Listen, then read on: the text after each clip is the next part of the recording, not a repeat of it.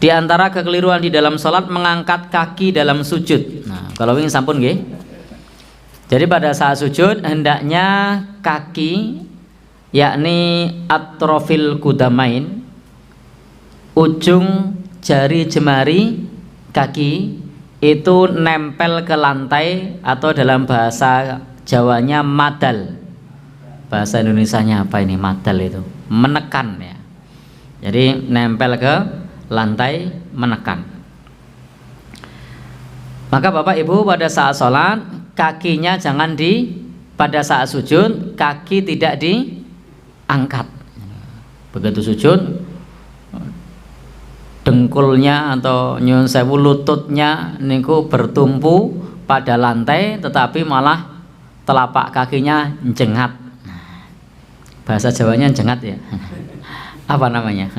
Jadi tangannya nempel, jidat wajahnya nempel, lututnya nempel, tapi giliran kaki belakang malah diangkat, jengat atau jomplang. Nah ini kekeliruan di dalam sholat. Maka tidak perlu dijengatno, tidak perlu dijomplangno. Dan ini adalah perintah Nabi Shallallahu Alaihi Wasallam. Sebagaimana seorang sahabat berkata, umirtu an asjuda ala sab'ati a'dha. Aku diperintahkan untuk bersujud dengan 7 anggota badan. Itu adalah perintah dari Nabi Shallallahu Alaihi Wasallam. Lalu kemudian beliau menunjuk, yakni jabahah wa asyara biyadihi ala anfihi, yakni jidat, dan menunjuk dengan tangannya ke hidungnya. Jadi antara jidat dan hidung itu satu rangkaian ya, jidat sama hidung itu satu rangkaian, bukan bagian yang berlainan, tapi itu bagian yang dihitung satu ya, tidak dihitung dua. Maka Bapak Ibu pentingnya kita memahami teks hadis Nabi Shallallahu Alaihi Wasallam dengan pemahaman para sahabat Rasulullah ya, tidak dipahami dengan pemahaman sendiri. Pernah ada menjumpai seseorang yang sedang sholat, itu nyun sewu ubun-ubunnya yang nempel, lalu hidungnya tidak nempel. Ketika kita tanya kenapa kok begitu, karena sujudnya 7 anggota badan. Lalu dihitung, ngitungnya gimana? Nah, jidat 1, tangan, telapak tangan 2, lutut 2, kemudian ujung jemari 2, lu 7 kan? Nah, itu karena dipahami sendiri. Nah, maka penting ketika kita belajar ilmu agama itu hendaknya dipahami dengan pemahaman para salafus soleh, tidak dipahami sendiri. Caranya bagaimana? Kita bisa menelaah kitab-kitab para ulama, kita berguru dengan para ustadz, para ulama yang memang pemahamannya adalah dengan pemahaman para salafus soleh, tidak dipahami dengan pemahaman sendiri. Kita lihat bagaimana para ulama mensyarah, menjelaskan tentang hadis tersebut, tidak dipahami sendiri. Karena kenapa kemudian seperti kasus tadi yang saya sampaikan, dengan tanpa menyentuhkan hidungnya, karena dia pikir kalau sama hidung 8. Padahal Nabi Shallallahu Alaihi Wasallam mengajarkan jidat dan hidung itu dihitung 1. Nah, maka ala jabahah wa asyara biyadihi ila anfihi, yakni menunjuk jidat dan juga hidungnya itu satu paket. Nah, kalau bahasa kita rai, wajah satu paket. Nah, jadi tidak dihitung sendiri, jidat 1, hidung 2. Nah, tidak dihitung begitu, tapi dihitung satu paket. Nah, Bapak Ibu ingkang minulya, maka di dalam bersujud yang pertama adalah bahwa jidat dan hidung menjadi 1. Kemudian kedua tangan dihitung 2. Kemudian kedua lutut dihitung 2. Kemudian 2 ujung jemari kaki dihitung 2. Jadi kalau diangkat berarti tidak genap 7. Berapa kalau diangkat? Nah, 5. Nah, padahal perintahnya adalah 7. Tidak boleh jentir ya.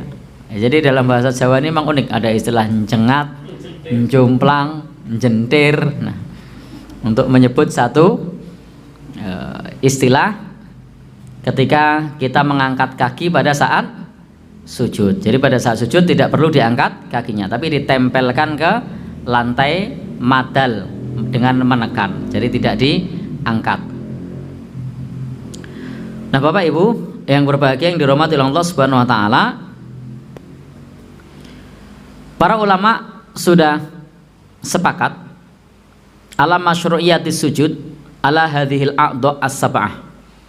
Bahwasanya para ulama sudah sepakat disyariatkannya sujud dengan 7 anggota badan ini. Wakhtalafu fil wajib minha, dan para ulama berbeda pendapat mana yang wajib darinya. Nah, adapun yang ditujukan di dalam hadis bahwasanya annas sujuda wajibun alaiha, bahwasanya sujud itu wajib semuanya, maka yang 7 itu semuanya wajib. Wa wal masyhur min madhabil imami Ahmad, dan ini adalah yang masyhur di dalam madhab Imam Ahmad, bahwasanya semuanya 7 anggota badan tadi wajib untuk menyentuh lantai dalam posisi normal. Karena nanti ada dalam posisi rukhsah bagi orang yang sedang sakit, itu lain cerita. Ini dalam posisi normal. Kemudian Bapak dan Ibu yang berbahagia yang dirahmati oleh Allah Subhanahu wa taala, di dalam bab ini para ulama yang lain memiliki pendapat yang beragam.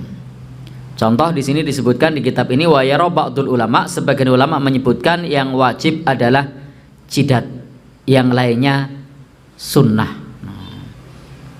Bapak Ibu ingkang minulya, demikian pula Imam Abu Hanifah menyebutkan bahwasanya hidung itu ketika nempel maka itu sudah cukup.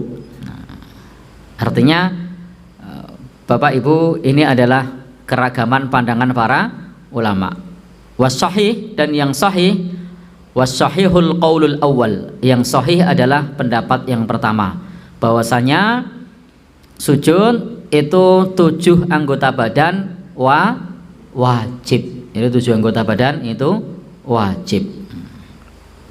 Maka Bapak Ibu yang berbahagia yang dirahmati Allah Subhanahu wa taala, dan demikian pula di sini kesimpulannya adalah wajibnya bersujud dengan 7 anggota badan semuanya. Bahwasanya hidung itu mengikuti jidat. Jadi hidung itu mengikuti jidat. Maka tidak cukup jika hanya hidungnya atau hanya jidatnya. Jadi kedua-duanya adalah menempel.